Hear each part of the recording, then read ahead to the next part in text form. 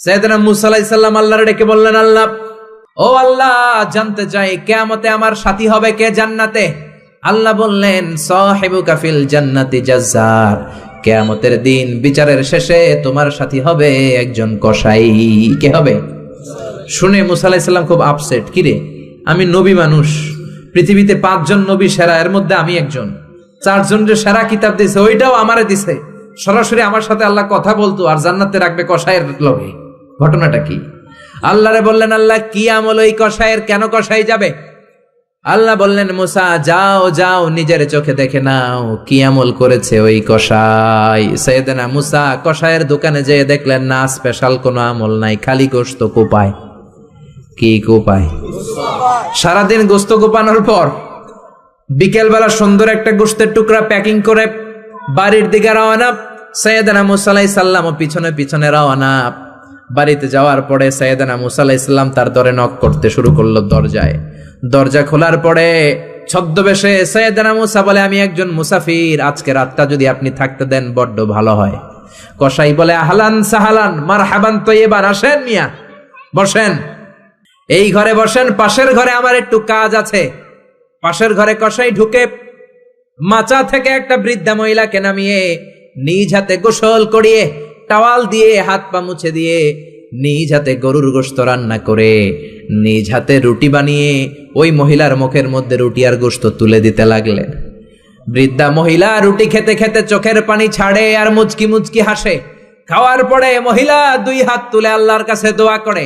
মহিলারে খাওয়ানোর পরে বাটির মধ্যে রুটি আর গোশত এনে কসাই বলে, ও ভাই মুসাফির, আপনার রাতের খাবার খান, রাতের খাবার খেয়ে আপনি ঘুমিয়ে যান, সকালে যাবেন আপনি আপনার পথে, আমি যাব আমার দোকানে। সাইয়েদনা মুসা বলেন, পরে খাবো, আগে বলো বৃদ্ধা মহিলাটাকে। কসাই বলে, এই মহিলাটা ছাড়া দুনিয়ায় আমার আর কেউ নাই, আমি ছাড়াও এই মহিলাটার আর কেউ নাই, এই মহিলাটার কেউ নাই, এই মহিলাটা হলো আমার জনম দুঃখিনী মা। মা ছাড়া আমার পৃথিবীতে আর কেউ নাই, আমি ছাড়াও আমার মায়ের আর কেউ নাই। প্রতিদিন গোশত কেটে ভালো একটা গোশতের টুকরা এনে আমার মারে আমি খাওয়াই, নিজ হাতে গোসল করাই, মার গা টাওয়াল দিয়ে মুছে দেই, রুটি বানিয়ে গোশত রান্না করে মায়ের মুখে খাবার তুলে দেয়, আমার মা দোয়া করে। সাইয়েদনা মুসা বললেন, পাশের রুম থেকে তোমার মা কি দোয়া করেছে? বিড়বিড় বিড়বিড় করে একটা শব্দ কানে আসলো, অস্পষ্ট আওয়াজ। কি বলেছে আমি বুঝি নাই, কি দোয়া করেছে তোমার মা, বলো। কসাই বলে, গত 20 বছর যাবত আমার মা একটা পাগলা দোয়া করে, আমি জানি কোনোদিন এই দোয়া কবুল হবে না। সাইয়েদনা মুসা বললেন, আরে ভাই বলোই না, কি দোয়া? কসাই বলে, আমার মা আমার উপর খুশি হয়ে প্রতিদিন খাওয়ার পরে হাত তুলে আঁচল পেতে আল্লাহর ডেকে বলে, আল্লাহ, আল্লাহুম্মা জাআল ইবনি জালিসা মুসা ইয়াউমাল কিয়ামা। ও আল্লাহ, শুনেছি এই জামানার বনি ইসরায়েলের সবচেয়ে বড় পয়গম্বর মুসা কালিম, উনি নাকি সবচেয়ে বড় নবী। আমার ছেলের খেদমতে আমি এত খুশি, আমার ছেলের উপরে এত সন্তুষ্ট আমি আমার ছেলের জন্য দোয়া করলাম। এই জামানার বড় পয়গম্বর মুসা যখন কিয়ামতের দিন বিচার শেষে জান্নাতে যাবে, আমার কসাই ছেলেরে তুমি ওই নবী মুসার সাথে জান্নাতে ঢুকাইয়া দিবা।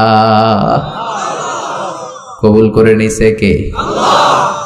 মুসা আলাইহিস সালাম মনে মনে বললেন, আরে কানেকশন তো এই জায়গায়, কানেকশন তো আসল জায়গায়। এজন্য মায়ের দোয়া ছাড়া এই পৃথিবীতে কেউ বড় নেতা হতে পারে নাই, কেউ ব্যবসায়ী হতে পারে নাই, কেউ মুফাসসিরে কোরআন হতে পারে না, হাফেজ হতে পারে না, মাওলানা হতে পারে না, আল্লাহর ওলি হতে পারে না, তার জীবনে সফল হতে পারে না। চিল্লায় এখন ঠিক কিনা?